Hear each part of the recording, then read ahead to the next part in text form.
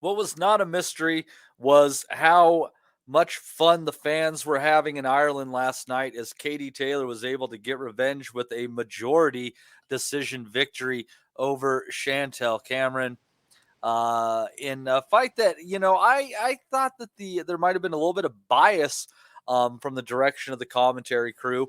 I thought that the draw card was a little bit closer to what happened. 96-94 Taylor, I could see. I kind of thought that it could go either direction, to be honest with you. But it was a really good fight where, it's just late down the stretch, Taylor's probably doing a little bit too much holding and kind of took a little bit of the shine off of the entertainment value. But Andy, I thought honestly it was a fight that could have gone either way, but Katie probably deserved to just barely nick it. Didn't agree with the 98-92, but I thought she probably did just enough to win the fight if you consider hometown advantage. Yeah, she started kind of aggressively, but I did think the jab that knocked her down should have been called as a knockdown. That's one thing. I think the scorecard, you're right, 98-92 was a bit wide. Um, End of the day, look, she's it was a kind of it was a bit of a kind of aggressive opener, but I did think as well as I thought Cameron was kind of like standoffish a little bit in that as well. But you could tell in that as well with the pressure on Katie Taylor. A lot of people obviously wrote her off. I thought she would have got beat as well. Really thought Cameron would have really kind of like stepped it up for like the last fight. Hasn't really done that. I wouldn't go overboard with saying it was absolutely thrilling and all that type of stuff. And that it was just a bit of brawl really. There was not much in terms of like quality. I don't think in that as well. To be fair, as you mentioned the holding that as well.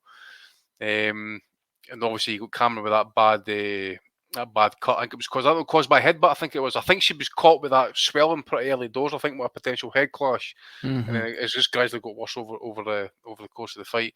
But at the end of the day, look, fair play to Taylor. As I said, a lot of people kind of wrote her off. She's come back well. I would probably need to say we want to see a trilogy at least. I would love the trilogy to go 12 threes. I don't like the 10 twos. I keep saying it, especially at this level.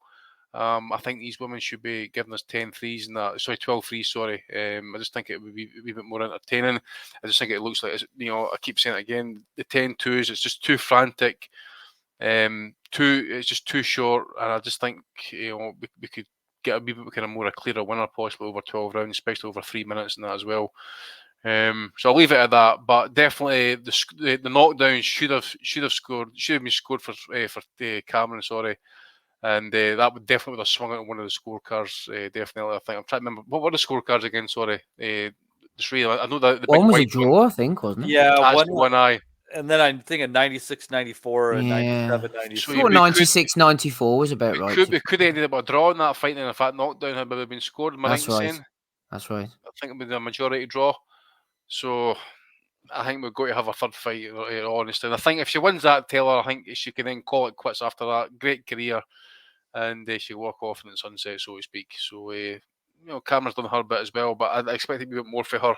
I believe she's a fighter who really thrives on confidence. That it's going to be sound weird to say this as a unified champion, but there's maybe a wee bit lack of self belief there. Sometimes you got to kind of like gear up to get her going. Sometimes maybe it was just a lack of that. Maybe it was just her being champion. Maybe just I'm not going to say a lack of effort or hunger or whatever it is now, but maybe it's better to be the challenger than it is sometimes to be the champion.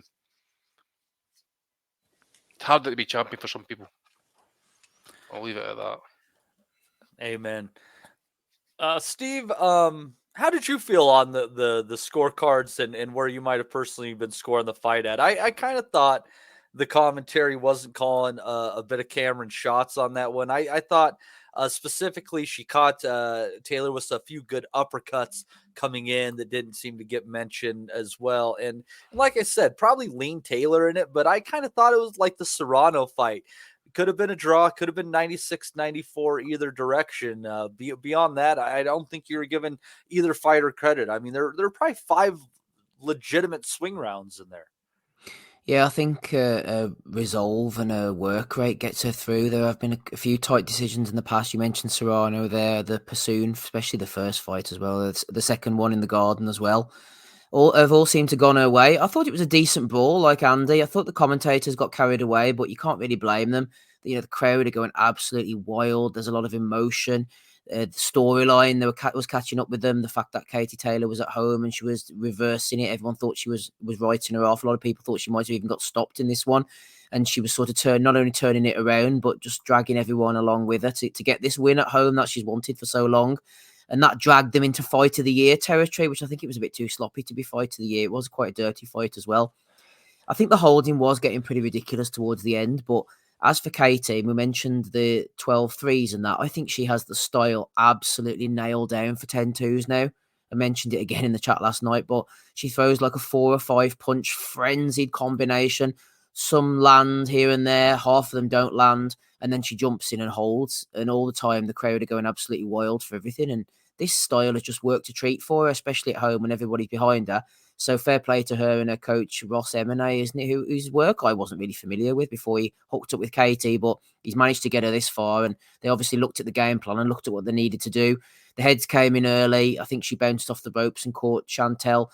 And you can't make excuses at this level, but obviously with the blood pissing down you, she's probably never experienced that before, to my knowledge, fighting on away turf. Things were going against her, the swelling as well. She felt like there was a lot of holding. The referee wasn't doing anything. You can start to feel sorry for yourself. And I think Cameron did, which understandably so, start to feel a bit sorry for herself that everything was kind of stacked against her as well. And at some point, I'm sure fighters think... there could have been a point deduction in there against Taylor quite easily, I thought. The holding did get excessive at a certain point. I don't know. They could do. I wonder if as well sometimes the mentality of some fighters at a point is, I'm going to try, obviously, but I can't be bothered. At least enough has been done that I can come off the back of this and say, well, there was a knockdown, should have gone in my favour. The referee was biased. There's enough excuses sort of been built in by that point that I'm not saying Chantelle would maybe use them, but there's a lot of excuses. And she could have said, well, this is what's happened. This is the reason why I've lost, to herself as much as to anybody else. But as for Katie, just to close out, of all of her qualities, people talk about her boxing ability, her all-round athleticism, going from football to boxing and reigning for as long as she has at amateur and their professional level. I think the resolve she has and the durability are two of her greatest assets, because she looks absolutely bollocks from about the first round. Her hair's always coming out by about the fourth round. And yet she still just keeps on going and going and going, man. I don't know what the hell they're doing in training, but fair play to her. She has some absolute engine on her. And I think that engine has got her through a lot of fights as much as her boxing skill, to be honest, Matty.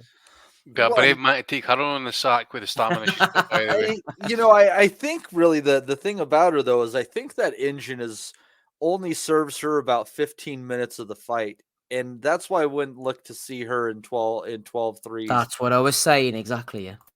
Yeah, it's I just don't see that happening. But I still think, if they can't come to agreement on that, give them 12-2s. There's got to be a little bit more to this. But anyhow, I look forward to potentially seeing a trilogy come out of this. I think that there's definitely a possibility of that.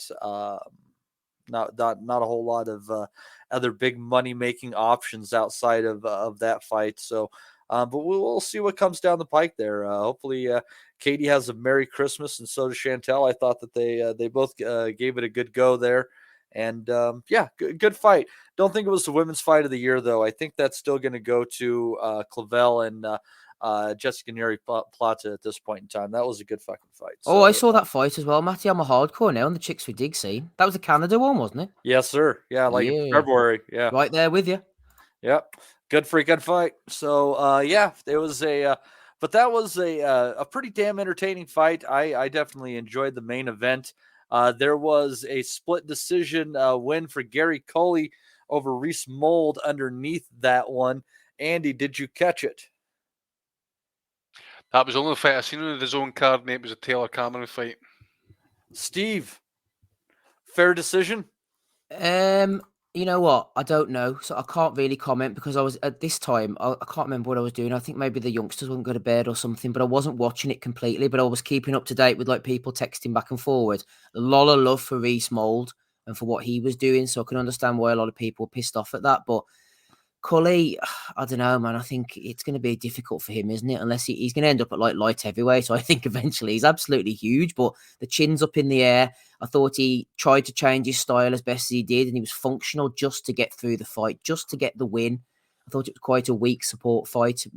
Eddie, I don't know, he hasn't got the names or he's not able to put them on, but it was a good fight for both guys at this stage of their career. But Cully, he's just an accident waiting to happen. I know he got past mold, but this is quite a low level compared to what they're saying about him. It could be that he's got this out of his system. He's got the loss to the Mexican out of his system and he will improve. But I just think the first decent person who puts it on him, bit of a dig, catches him every time he got caught, the legs, as they would for a guy getting down in weight, what he does, they just seem to wobble a little bit. I just don't see a great future for poor old Gary Cully. And I've seen him from when he was fighting as an amateur back in the day, so sort of have admiration for him, but I just don't think there's anything there, man. Really, to be honest with you. But on the flip side, I'll seamlessly transition myself, Matty, if you don't mind, into Paddy Donovan, the polar Hey, opposite man. Steve, Yeah. people transition all the time these days. You go on and do it. So We'll maybe get a super chat for Wellington transitioning on a Sunday night, but Paddy Donovan looks the goods, man. His brother Edward's good as well, but I just think he looks brilliant. He looks the part. He fights the part. I've seen him up close and personal fighting a couple of times, and his judgment of distance, watching him at ringside, the way he moves his feet, the way he steps back out of range, I think he's the complete package. I know they all talk a lot of shit and they all say, oh, so-and-so is brilliant. This guy's going all the way. I agree with Andy Lee and Eddie on this one. Danny Ball's no mug. He's a guy who's done things the hard way, lost a lot of weight back in the day, got himself to a certain level, but he just wasn't able to mix with Donovan. And it went on for as long as Donovan wanted it to, I think. And he just, he looks the business, man. He puts his shots together lovely. He's really skilled. I thought the end was just a smidge quick. Okay. I thought that the ball could have definitely got up, and I felt that flurry that Donovan threw in the corner was mostly ineffective, and he very well could have punched himself out. I would have liked to have seen a full count on that, and the fucking corner not throwing the towel. Well, that's what I was just gonna say. The corner threw the tail, and didn't they, after the body shot? So I suppose we'll never know. Yeah, I feel like he might have punched himself out there a little bit, Steve, and that was he might have been saved from a mistake that he made there, and hopefully he learned rather than the easy way rather than the hard way in this case. Mm-hmm. As for the rest of the card, if you want me to just quickly slide through, I can do. Yeah, what else was on there? Vizioli started off on the YouTube portion, banged out Lee Anthony Sibley. Lovely left hand, looks good. It's only his debut, we don't know. The heavyweight fight was really sloppy shit, man. Thomas Carty, heard a lot about him. He's a bit of a banter king, a Sean, big sexy Turner type. Done a lot of sparring with Dillian White. There's going to be a lot of pressure on these guys fighting in front of their home crowd. Him against Dan Garber, 8th round stoppage. Garber just ran out of gas. It wasn't great, that one. Jamie Morrissey against Emmett Brennan. Brennan was an Olympian, had a lot of problems with the drink, which is well documented. He'll tell you that himself. And he sort of turned his life around, gone sober. I see a lot of him on LinkedIn, actually. Does a lot in inner city Dublin, working with the youngsters and that. He's an all-round good guy. And he's 2-0 now after stopping Morrissey for the BUI Celtic heavyweight title. So power to him. Zelfa Barrett, didn't watch that fight. Watched the first few rounds and gave up. John Cooney, I was saying he fought Liam Gaynor, not to be confused with Gloria Gaynor. Liam Gaynor's a decent Dublin fighter on the domestic scene. John Cooney, I saw him fight in Belfast in October, and he was quite boring and defensive. And then, of course, it became clear now why, because he was preserving himself for this big night. Didn't want to get cut, didn't want to get injured. Came out, blasted Gaynor.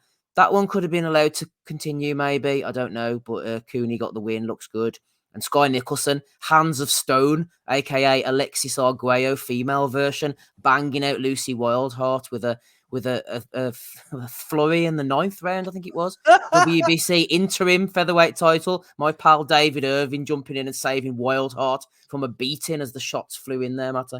Yeah, just kind of bust her nose there. I think the corner might have threw in the towel, didn't they? On that one was what Yeah, happened. well, possibly, I don't know. But as for Sky, you know better than me, Matty. But I think she looks talented, and she looks the part.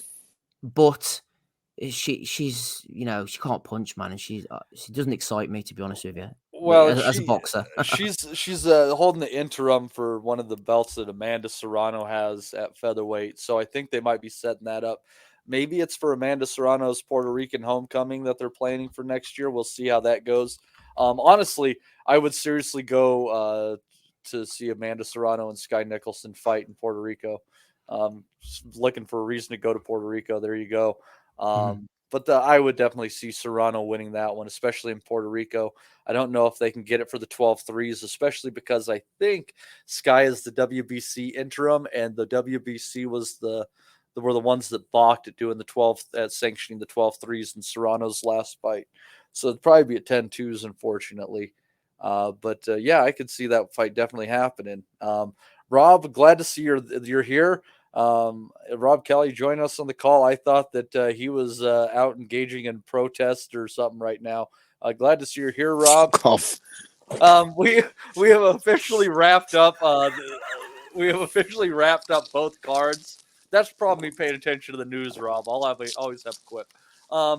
We've just wrapped up both cards of the major cards. So anything you saw over the weekend, please, Rob, get into it as broadly or as narrowly as you want to. All right. Fair enough. Thanks for that guidance. Obviously saw the Katie Taylor fight, the DAZN card. Thought Donovan looked really good. Good punch selection. He's looked good for a while. I've obviously been following him because Andy's been training him, so I've been looking at like all his earlier fights, but last night was his first kind of step up. And he looks like he's capable. I don't want to jump the gun when it comes to Irish fighters and start predicting what could be, but I think he's definitely capable of being in the mix down the line if he continues like that. It seems to be getting better each out. Brilliant punch to do the job, so enjoyed that. Gary Cully fight absolutely stunk. Didn't enjoy that at all. He was exciting when he was kind of knocking people out, and he was showing his attributes going forward and that, like big guy, southpaw. He looked really good when he was stopping guys, but then when he got clipped, obviously fucking that went out the window, and I think he looked tentative last night. I didn't think he That showed left great. hand is glued to his chin. It's fucking glued. Yeah, like he thought, and he's not. He's too pawy with the jab for a guy his size. Like he's fucking, it's too kind of. He's using the jab like a much shorter fighter. Like he should be stepping on that jab from a guy with his distance. Stop fellas coming in, like using it like a ramrod. Like, but he's just pawing with it. He's kind of leaning on the front foot, feinting on the front foot. He kind of has a style that doesn't suit his body, if that makes sense. And his footwork, I thought, going side to side, he looked like one of those. This is going to sound like an asshole saying this shit, but it's just like an observation. Like he looked like, when you're doing a boxing drill and fellas are going around the cones and they're kind of moving their feet side to side. That's what he looked like when he was trying to be evasive. And someone that can cut the ring is not going to have too much trouble fighting him, I don't think. And even with the fucking hand glued to his chin, he still shipped a lot of shots last night. So look, I think obviously there's pressure on him. He gets knocked out on the undercard of the last Katie Taylor fight. If he loses last night, career's over. But it was a thin decision, wasn't it? Like it was who you like, really. Like I don't know if it was a great performance from him, but I don't know what his level is anyway. So but that was all forgiven with the quality of the main event. Listen, for the sake of Rican, don't ever listen to what the fuck I'm saying on Boxing Asylum and then try and base a prediction on it or a judgment, because I don't know what the fuck I'm talking about. I thought she was going to get beaten worse than she got it in the first fight, but what a performance. I mean, she didn't let Cameron back her to the ropes. She was slipping, she was countering the jab, she was arm locking, she was headbutting, she was using all her experience, she was having the last word. And I thought, controversial knockdown call aside, I still think I thought she'd done enough to win the fight. Maybe a lot of people had 6-4, maybe 9-3. If you have it 6-4, then the knockdown makes it a draw, and Cameron holds onto her belts. I'm sure she is bitterly disappointed at losing her world title, but she is going to get the chance to make more money than she's ever made, or any probably woman in her division can make. By having a rematch, if they can get it at a bigger venue. I don't think it's going to be at Croke Park, but I do think it'll be at a bigger stadium. Jamie Moore apparently said afterwards that he's not coming back to Dublin, so maybe they will do it somewhere else. I don't think Croke Park is going to be doable, but it was an amazing night for her, and that was the kind of finale that you would have wanted to see her have. Now I know she's going to have another fight, and she knows that's a potential money spinner as well. In the 37, you kind of would want to see her retire, but the performance last night was fucking sensational. So many combinations, and just using her experience and ring generalship to get through. And I thought Cameron, for the first 4 rounds, kind of let it slip away from her because she couldn't get into the fight. Down the stretch, I thought she abandoned the body work that worked so well for her in the first fight, and then down the stretch she came on strong. But she's nothing to be ashamed of. It was a very close fight between two high level women's fighters, and I liked that Taylor actually was a little bit more like the impression that I do of her last night post fight, where she had a bit of brashness about her, and she was like, "Never rule me out. No, anyone that ever says anything about me, don't ever rule me out. They don't know me, those people." And I thought she had a deserved moment, is what I'd say about that card. So that was brilliant for Katie Taylor. Hopefully she doesn't carry on for too much longer and end up kind of losing. She's had a redemption here. Maybe they'll do the trilogy. Maybe they won't. Maybe there'll be another Serrano fight. Maybe Baumgardner. Maybe Baumgardner, who's recently presumed herself innocent, will get a shot maybe at 35. Vindicated. Vindicated.